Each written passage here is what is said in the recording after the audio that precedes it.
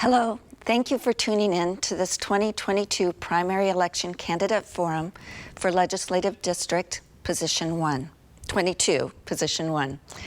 This forum is presented by the League of Women Voters of Thurston County in collaboration with Thurston Community Media. The League of Women Voters is proud to be nonpartisan, neither supporting nor opposing candidates or political parties at any level of government, but always working on vital issues of concern to members and the public to defend our democracy and empower voters. I am Susan Fixdahl from the League, and I will be moderating this forum. The candidates are Loretta Byrnes, Beth Doglio, Anthony Keene, Sarah León, and Maria Siquenza. Beth Doglio will be joining us through Zoom. Sans Gilmore declined our invitation just days ago. Sarah León is ill and won't be attending. For this forum, each candidate will have the opportunity to answer a series of questions in alphabetical order, and the questions will be alternated so that each has the chance to start first. You will also have the time for a 1-minute closing statement.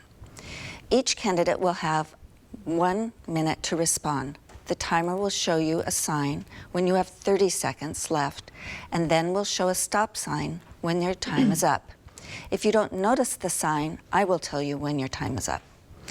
For the first question, I will begin with Loretta Byrnes, followed by Beth Doglio, Anthony Keene, and Maria Siquenza. Please let me know if you need to repeat the question. What makes you the most qualified candidate for this position? Oh, that's a great question. First of all, and thank you everybody for signing in and watching this. So I'm an economist by background, natural resource economist, and I spent first part of my career doing international development, working in some of the poorest countries in the world. And as a part of that process, I managed programs that were funded by a variety of governments, including the US government. And when you're trying to solve poverty, you have to do a great deal of in-depth research in terms of why people do what they do or don't do what they do when you want to make things better. So we look at government policies and also private sector mechanisms, market mechanisms, and then we design the program. And I've seen in our state that we tend to just design or develop a program, spend a lot of money on it with not sufficient analysis as to the causes of the problem. And so I feel like with my experience, and I've also worked for state government, I've worked for employment security, and I've seen how our government programs do not have very good clear measures of performance, and they're not well monitored. So that's why. Thank you. Anthony Keene? Yeah, I believe that in LD22, we strongly value education. We are losing the educational voice with Lori Dolan's retirement. I am a 15-year educator. I'm the only person on this ticket that is an educator. And based on that, we need to maintain that educator voice. I also have a variety of leadership, including that in education. And I bring values of wanting to fight for workers, for teachers, and for everyday people. Thank you. Beth Doglio?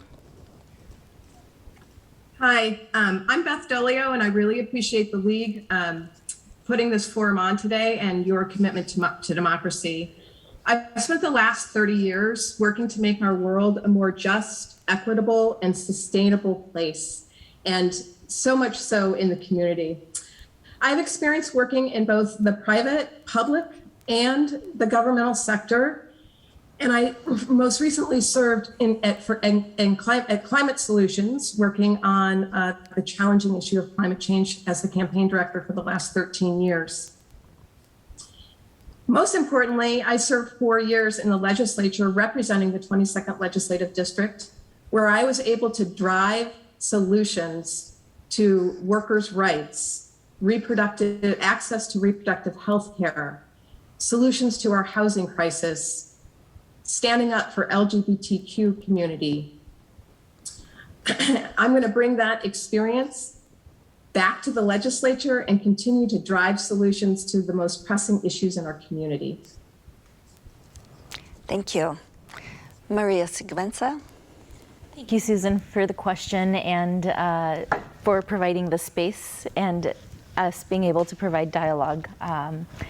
I think that I am the most qualified candidate because I understand struggle. I am a proud daughter of a single parent, and during our hardest times we had to lean on social supports. So I know what that is like. I was also undocumented for the majority of my childhood. And so it's these experiences and others that really inform that perspective. And it's this struggle that I see in our community as well. I also have been serving as a public service leader for the last 9 years. And I understand that in order for us to make meaningful change, we need to collaborate with everyone, and we need to amplify the voices of those most affected. That experience and understanding how to work with communities furthest from opportunity is really key to ensuring that we create legislation that is impactful, that is lasting. Thank you. For the second question, I will begin with Beth Doglio, followed by Anthony Keene, Maria Siquenza, and Loretta Byrnes.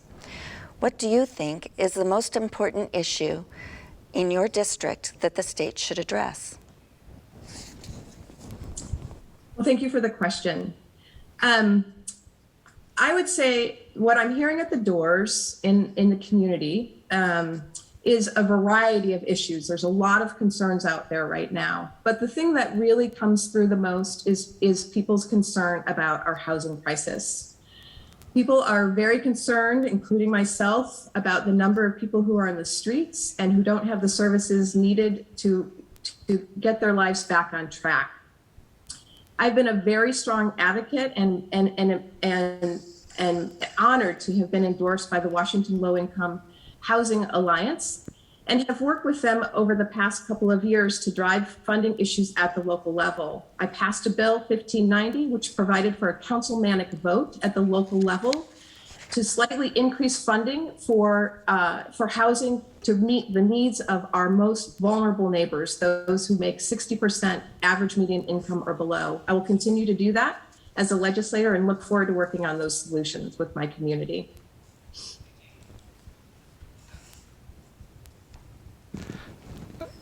I actually agree with Beth Doglio that the housing crisis is the most pressing issue in our district.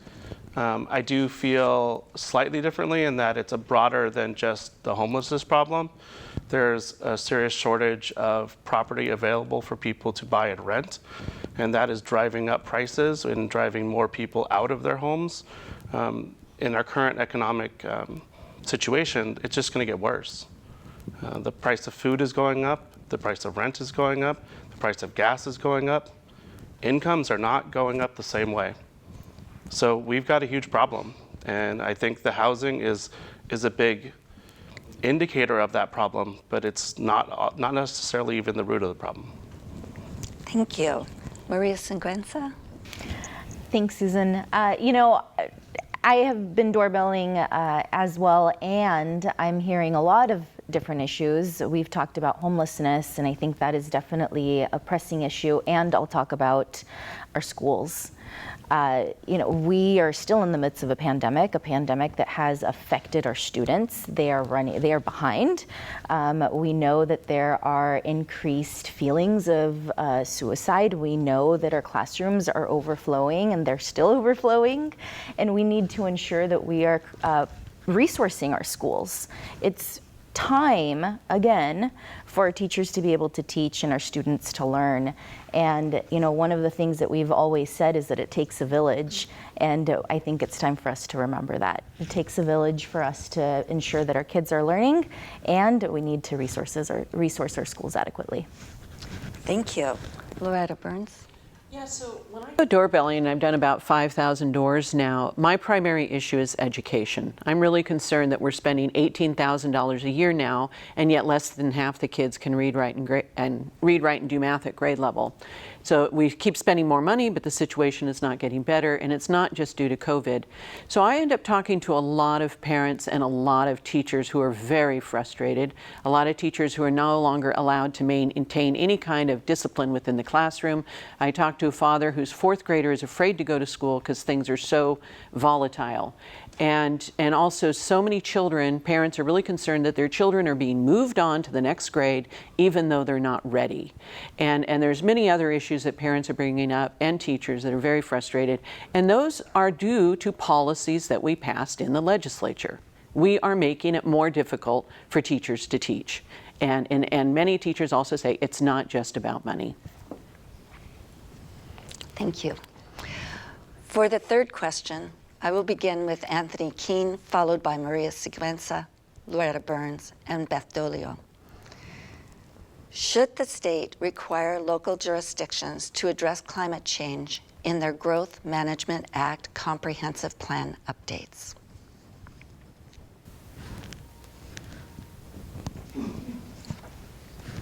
I don't know, and that's the honest answer. I do think that we should be tracking that data at the local level, but what those requirements would look like would vary wildly from area to area. So I don't really know the best answer to this question. Just to follow up, the question is, should the state require them to address climate change? Well, it doesn't say that they're required to address climate change when I read it. It was more that should the state require them to say how they're addressing it in that report. There's a subtlety there, like there's a reporting mechanism. Should that be required or not? I don't know that it matters one way or the other. I care about climate change, but I also don't want to create bureaucracy if it's not going to turn into something. So if they're just going to report that we're not doing anything or we're still doing the same thing we've been doing and now we're spending money writing these reports, I'd rather not spend that money that way. Thank you. Maria Siquenza. I think so. You know, the issue of climate change is not just an issue in Olympia, it's not just an issue in Seattle, it's not an issue in Pasco, it's an issue globally.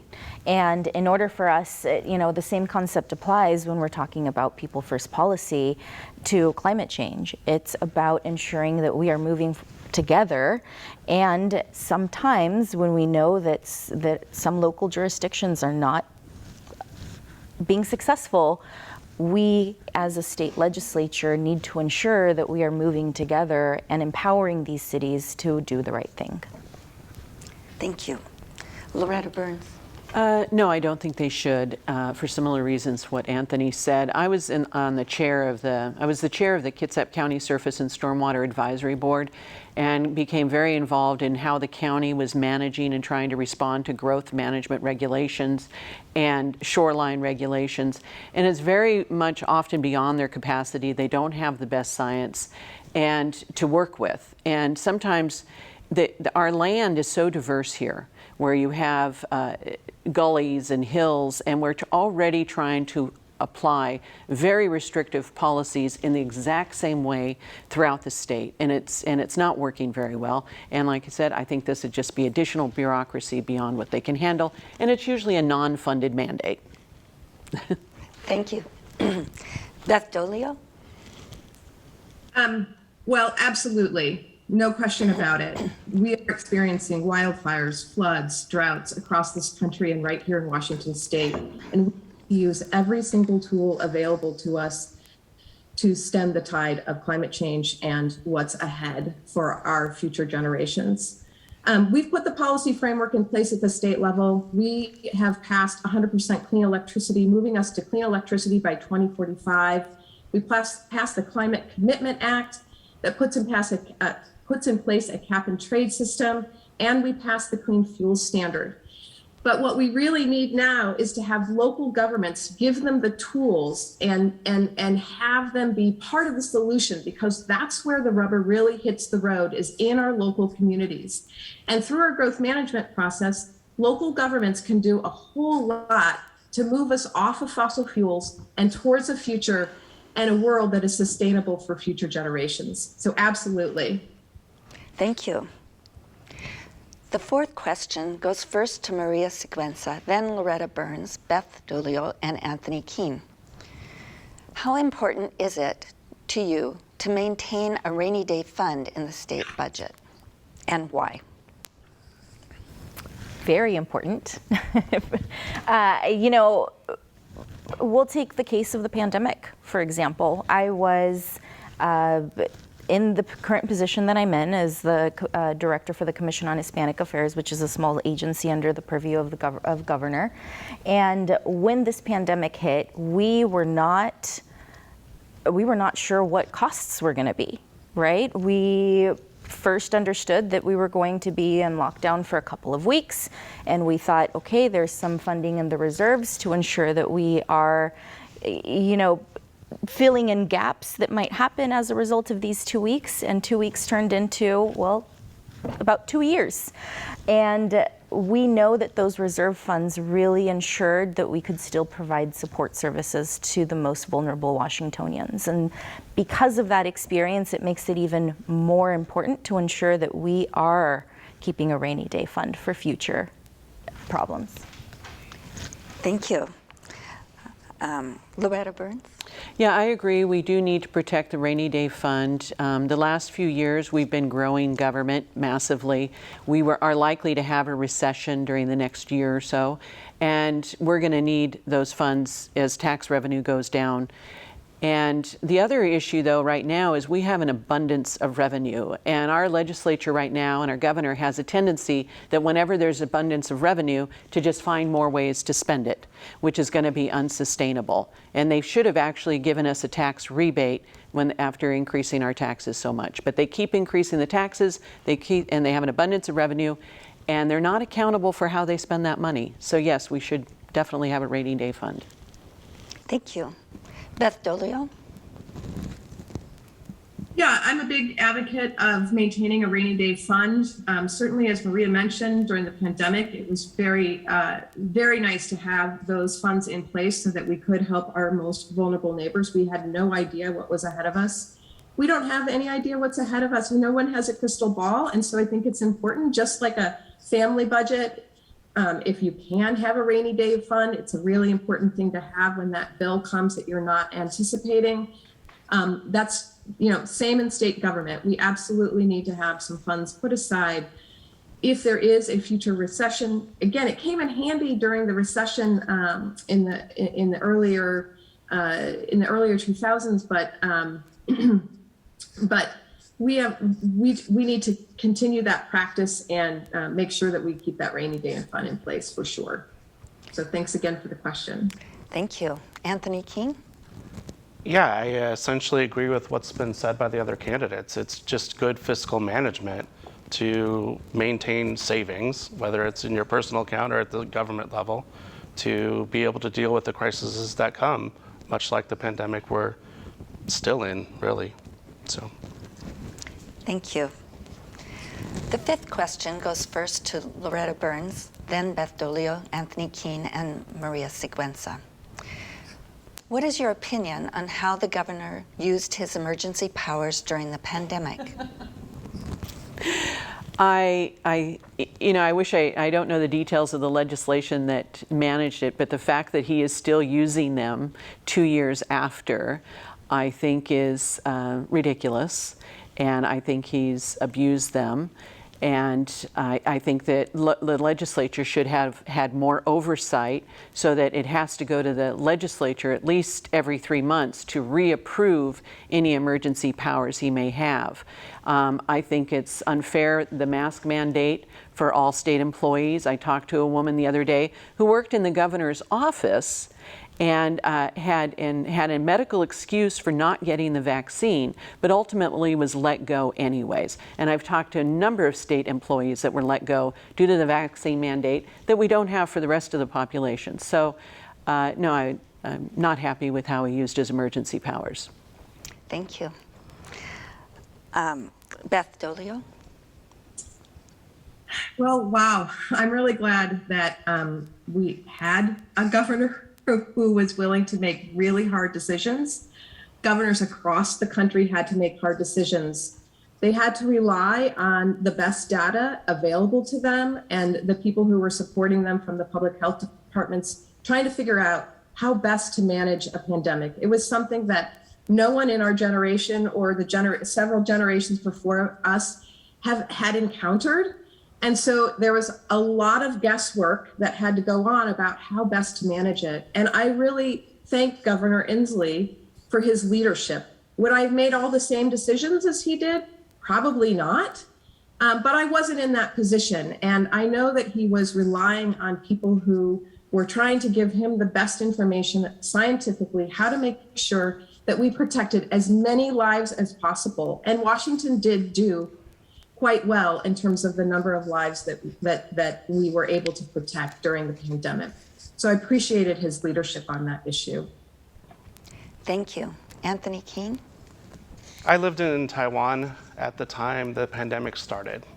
I was the head of school at a small international school, and we had to figure it out as best we could. We were on the ground, there was no news. Taiwan's right next to China. The Taiwan government did the best they could with the little information they had. We had to make decisions about, are we going to bring kids to school or not? Which is safer? Is it safer to have them at school? Is it safer to have them on the playground intermingling with other kids from other schools? These are difficult decisions and difficult choices. I think the governor did the best that he could. I think if you compare his response to governors around the country, he's not going to be remembered as the best, and he's definitely not going to be remembered as the worst. So I'm sort of neutral on what he did, because I know how hard those decisions are to make. Thank you. Yes, Siquenza. Susan, I would not have wanted to be in his shoes. Absolutely not. He did the best that he could with the data that we had. And one of the things that I really appreciate about Governor Inslee and being part of his team is that I know that our team leads with equity in mind. And the numbers were telling us that people of color and people of low income were disproportionately affected by COVID. Deaths were disproportionate, rates of infection were disproportionate, they were higher in those communities. And so if we want to ensure that we are working by and for our Washingtonians, we have to ensure that we take an equity lens, and we have to ensure that we are putting working people first. And that is what Governor Inslee did. Was it, it was definitely not a popular choice, and I understand that people like me in privilege did not need all of those mandates, but thank you. Thank you, Maria. For the sixth and final question, we'll go first to Beth Doglio. The question is, in light of current events, do you believe that there are any threats to our system of democracy? And if so, what are those threats? Well, January 6th was a big wake-up call. Clearly, there are people at work in this country to destroy our democracy, and we need to do everything possible to safeguard against that. I really appreciate what's going on at the federal level right now, really taking an incredibly deep dive into what happened on January 6th and what could happen in the future. That's why the League of Women Voters and other organizations that are working to protect our democracy are so important. I am very, very concerned about what is to come, and hope that I can be in the legislature making sure that we're doing everything possible to make sure that the policies are in place to protect our voting system, and to protect our right to a successful transition when there is a presidential election. Thank you. Anthony King? This is a tough question, but I actually think that the greatest threat to our democracy is the disconnect between current politicians and actual people. We have more and more people that are being taken advantage of by the capitalism in our society. It's almost a board game. Hey, this company, are we exploiting workers? Are we exploiting customers, or do we get to exploit both? We need to change the way that we're reining in capitalism, as in we're not reining in capitalism, and actually take some action to get things to go through our legislature, and even our judicial system that are in line with the desires of the people of this country. I mean, we just saw Roe versus Wade overturned. More than 70% of the country did not want that to happen. What does that say? That's a huge disconnect. There's policy after policy that's disconnected that way.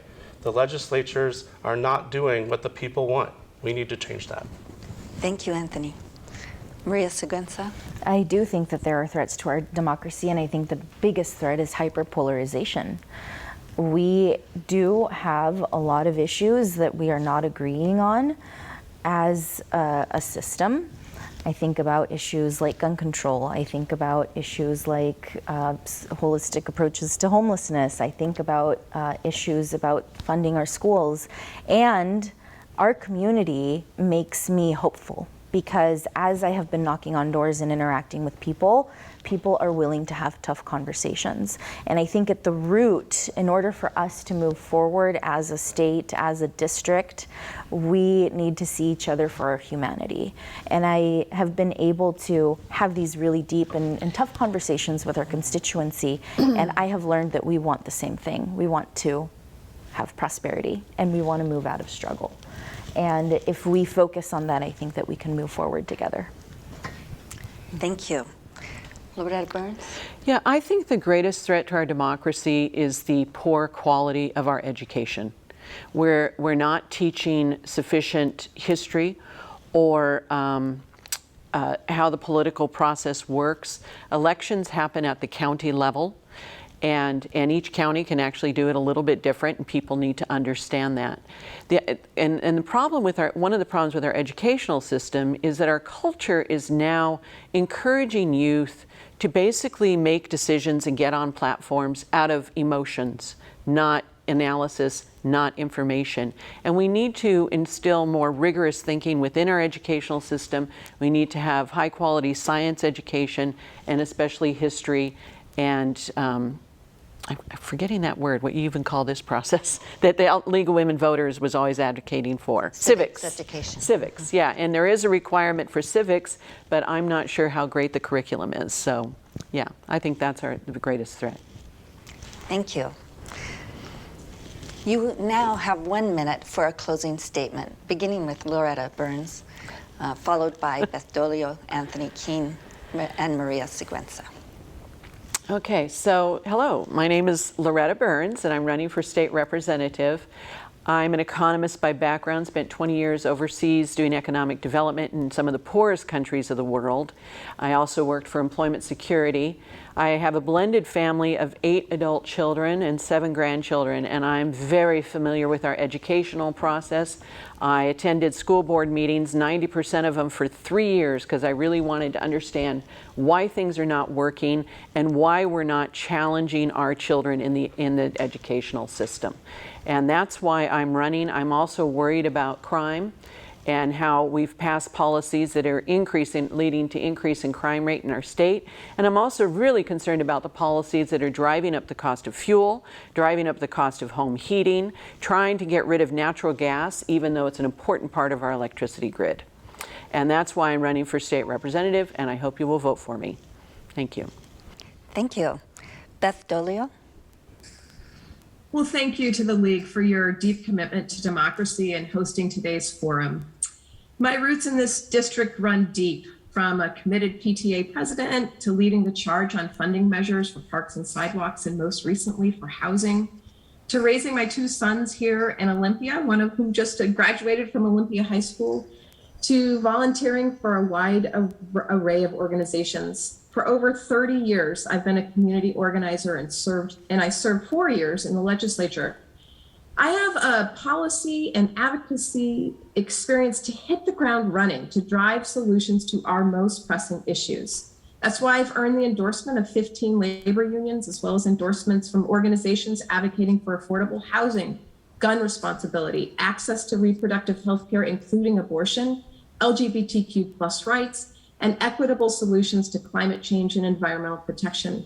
I encourage you to visit my website at bethdoglio.com to learn more. I would be absolutely honored to earn your vote, to return to the legislature and continue continue delivering results for our community. Thank you so much. Thank you. Anthony Keene. I'm Anthony Keene. Thank you to the League of Women Voters for hosting this forum. I truly appreciate their commitment to our democracy.